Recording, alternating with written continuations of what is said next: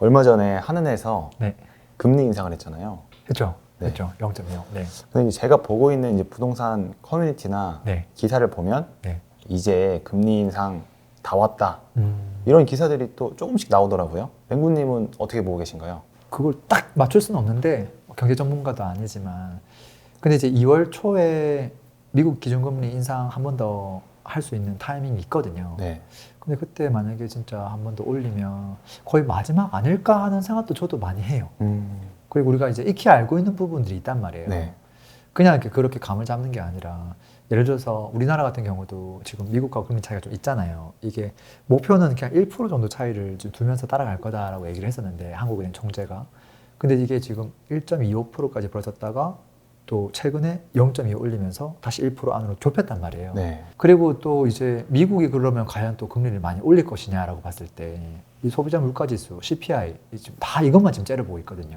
근데 이게 작년 6월 달에 그때 고점 찍고 못 올라가고 있어요. 상승률 계속 둔화되다가 상승률 자체가 1월 12일 날이죠. 발표된 수치를 보면 마이너스 0.1%예요. 여전히 높기는 하지만 어쨌든 지금 꺾였다는 거거든요. 확실히. 이렇게 지금 꺾였다는 게 이게 지금 작년 2020년 5월 이후 처음이라 하더라고요. 그렇기 때문에 사람들이 연준에서 2월 초에 금리 한 0.25% 올리고 나면 그게 마지막일 거다 이런 이야기가 지금 계속 나오고 있죠, 사실.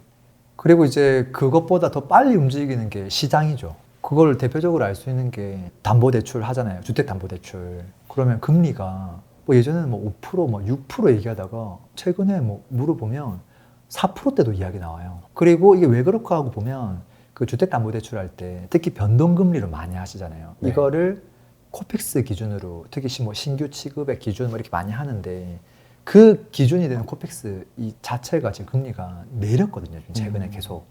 그러다 보니까 시장은 앞으로 금리가 내리겠구나라고 자꾸 인식을 하는 거예요. 심지어 변동금리가 3개월짜리가 있고 2년 고정금리가 있을 때 당연히 고정금리가 무조건 그러면 높아야 돼요. 지금 똑같거든요. 네. 이 똑같다는 말은 무슨 말이냐면 은행 입장에서 이걸 똑같이 줘도 나중에 내려가게 되면 이것도 굉장히 이득이기 때문에 똑같이 주는 거거든요. 근데 이게 비단 담보대출만의 이야기가 아니라 채권 시장도 지금 똑같이 돌아가고 있어요. 그래서 지금 국채 2년, 3년짜리 만기 금리가 기준 금리보다 더 낮아졌거든요. 시장은 이미 금리 인하에 배팅을 하고 있다. 그냥 이렇게 볼 수 있기는 하죠. 맹구님, 그럼 이제 기준금리는 올랐지만 네. 뭐 예금금리 하락, 네. 뭐 대출금리도 하락한다고 지금 얘기가 되고 있는데 네. 아무래도 이제 정부가 좀 압박을 가했다고 볼 수 있을까요? 정부가 저는 관여하고 있다고 봐요. 정부가 해야 될 일이기도 하고요. 특히나 이제 최근에 예금금리가 많이 올랐죠. 네. 야, 5%다, 6%다, 7%다, 야, 무조건 다 하자 하면서 막 사람들 막 열광했거든요. 근데 이제 기본적으로 은행이 하는 일 자체가 받아가지고 돈 더 비싸게 빌려주고 그걸 마진 남기는 거잖아요. 네. 근데 이제 돈을 받는 곳이 뭐 예금이나 뭐 적금이나 이제 이렇게 받는 부분이 있고 그 다음에 그거 가지고 부족하기 때문에 또 은행채를 발행해서 또 돈을 많이 가져와서 그걸 또 더 좋은 곳에다가 또 빌려주거든요. 그렇게 해서 이대마진을 또 남기는데 작년에 그때 그 PF 대출 관련해가지고 이슈가 많이 터졌잖아요. 채권 시장이 진짜 흔들거렸거든요. 많은 사람들이 다 어디로 갔냐면 야, 회사채나 이런 것들은 불안하다. 아무리 탄탄한 기업도 불안하다. 전부 은행채, 여차하면 국채 글로 갔단 말이에요. 근데 이제 정부 입장에서 봤을 때 아니 모든 사람들이 국채로만 가면 어떻게 되는 거예요? 은행으로만 가면 어떻게 되는 거예요? 회사들도 회사채를 발행한 게 엄청 많은데 이게 너무 위험한 거죠. 그래서 어떻게 관여했냐면 은행들한테 은행채 이제 발행하지 마라. 아예 발행하지 마라. 이렇게 못하게 제한을 줬거든요. 왜냐하면 그거를 우리가 알 수 있는 게 그 은행에서 발표하는 그 순 발행액을 볼 수 있어요. 그걸 보면 뭐 왔다 갔다 하긴 하는데 10월 달 어떻게 됐냐면 원래는 뭐 몇 조 단위로 이렇게 막 하다가 뭐 2,600억으로 내려갔다가 그 다음 달은 마이너스 3조. 마이너스는 무슨 말이냐면 그냥 만기가 도래한 거를 원래는 연장하거나 뭐 더 발행하거나 해야 되는데 돈을 생돈을 다 갚았다는 소리예요. 그래서 이제 은행에서 은행채 발행을 못 하니까 은행 발행채도 하고 예금도 걷어들여가지고 그 돈 가지고 돈을 빌려줘가지고 예대마진을 남겨 먹어야 되는데 이걸 못하면 어떻게 되는 거예요? 할 수 있는 데가 이 예금밖에 없잖아요. 이 예금 금리를 높여가지고 사람들이 더 뛰어올 수 있도록 경쟁적으로 한 거거든요. 근데 그러다 보니까 이제 막 5% 뭐 넘는 상품들이 계속 등장했죠. 근데 이제 그 경쟁이 좀 심해졌잖아요.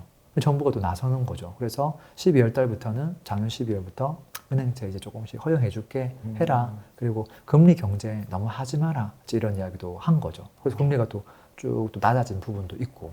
그리고 금리뿐만 아니라 대출도 마찬가지예요. 예금 금리뿐만 아니라 대출도 원래 기본적으로 은행 입장에서는 예금 금리를 먼저 낮추는 게 맞을까? 대출 금리를 먼저 낮추는 게 맞을까? 대출 금리를 항상 마지막에 낮추려고 하죠. 이게 낮아져도 최대한 유지하다가 낮추고 싶을 거 아니에요. 그분들도 뭐 장사를 하는 입장이다 보니까. 근데 지금 채권 시장이 상당히 많이 안정화되고 있어요. 은행채 금리도 그렇고 국채도 마찬가지고 아까 얘기했던 주택담보대출 금리도 지금 마찬가지로 좀 내려왔고 더 이상 대출 금리를 계속 높여야 될 이유가 없거든요. 심지어 코픽스 수익까지 꺾였단 말이에요. 그러니까 또 정부에서 또 이야기하는 거죠. 야, 이제 대출 금리도 조금 인상 자제하고 조금은 이제 압박을 주는 거죠. 그게 이제 조금씩 먹혀들고 있지 않나 싶긴 합니다. 그러면 다음 금리를 결정하는 금통위가 2월이잖아요. 이때 확실히 이제 금리 상단이 결정이 날 것 같은데 네. 좀 상단만 확실히 정해져도 시장의 불확실성이 좀 많이 해소되지 않을까요? 불확실성은 많이 해소되죠. 특히 이제 금리 추가 인상에 따른 리스크는 어느 정도는 좀 사라졌어요.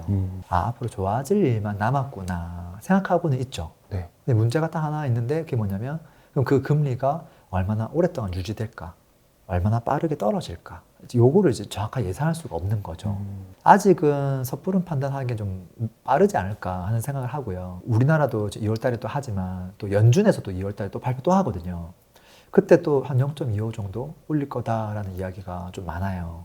근데 물론 그걸 올리고 나면 이제 고점이 아닐까라고 얘기하긴 하지만 지금 미연준 의원들 18명 중에서 올해 안에 금리를 인하하겠다 이런 이야기 하는 사람은 아직 한 명도 없거든요. 그러니까 지금 빠르게 내려가겠다 이런 게 지금 보장이 안 돼 있어요. 근데 그럼에도 불구하고 조금 더 빨리 움직이는 사람은 있겠죠. 그리고 그런 시장이 저는 있을 거라고 보는데 아무래도 부동산보다는 주식이 좀 더 빠르게 움직이지 않을까 싶긴 해요. 거기는 기대치만 있으면 바로 그냥 움직이니까. 그래서 부동산에 관심 있는 분들도 주식시장이 좀 어떻게 돌아가는지 얼마나 빨리 움직이는지를 좀 모니터링을 해가면 어떨까 싶긴 해요. 백문님 지금 약간 좀 거시적으로 좀 말씀해 주셨는데 네. 좀 부동산 측면에서 네. 조금 자세하게 더 말씀해 주실 수 있을까요? 부동산으로 보면 앞으로 가능한 시나리오가 한 2가지 정도 되지 않을까 싶어요. 지금 금리가 제일 중요하니까. 그래서 금리가 이제 싹 올라왔다가 이거는 진짜 상단이 확실히 결정됐다 느끼는 순간 그때 네. 이제 어떻게 할 거냐. 금리가 이제 인하하는 거를 목격을 한 거예요. 네. 그게 시작됐을 때 어떻게 할 거냐. 그때 어떻게 되느냐. 네. 이 2가지가 저는 이제 시나리오라고 보고요. 만약에 이제 금리 상단이 확실히 결정이 됐다. 아마도 금리가 내려가는 시간이 분명히 필요하잖아요. 네. 근데 그렇지만 이미 리스크가 다 사라졌다고 하면 인식하는 거거든요. 확실히 고점을 찍었다고 생각하기 때문에 내려갈 일만 남았다고 생각하기 때문에 심리적으로 좀 안심을 갖게 되죠.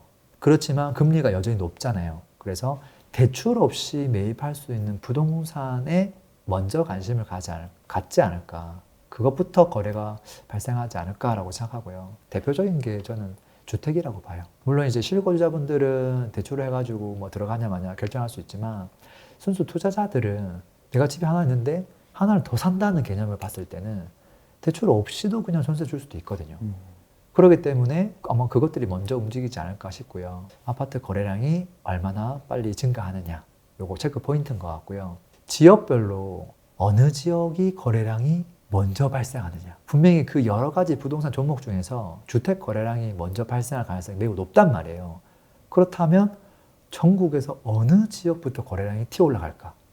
이거 되게 중요하죠. 어느 지역인지 그거는 좀 지켜봐야겠죠. 지켜봐야죠. 왜냐면 지금 아직까지 튀어 오른 게 없거든요. 그리고 지역은 평균이기 때문에 아파트 단위로 그래야 남들보다 빨리 캐치할 수 있어요. 이제 무주택자, 뭐 1주택자, 2주택자 같은 경우는 규제가 거의 없거든요. 다 풀려 있어요. 그래서 이제 분명히 급매물 위주로 이제 거래가 발생하지 않을까, 지금보다 좀 더 많이 발생하지 않을까 싶은 생각이 있고요. 반면에 이제 수익형 부동산 같은 경우는 금리하고 이게 직결돼 있죠.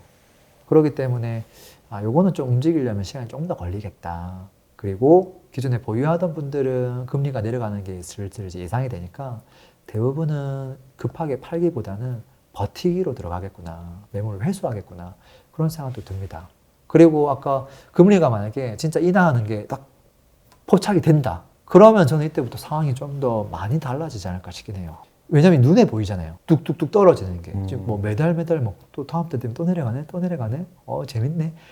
이게 올라갈 때만큼 사람들이 또 그렇게 또 인식이 바뀔 거거든요. 야, 기존 물건은 그냥 무조건 걷어 들여야 되겠다. 매수하려고 하는 사람들은 상대적으로 더 많이 늘어나겠죠. 그러면은 그 사이에 막 손바뀜이 굉장히 빠르게 되긴 하겠지만 어쨌든 또 다시 이렇게 시속 게임이 바뀔 수 있겠죠.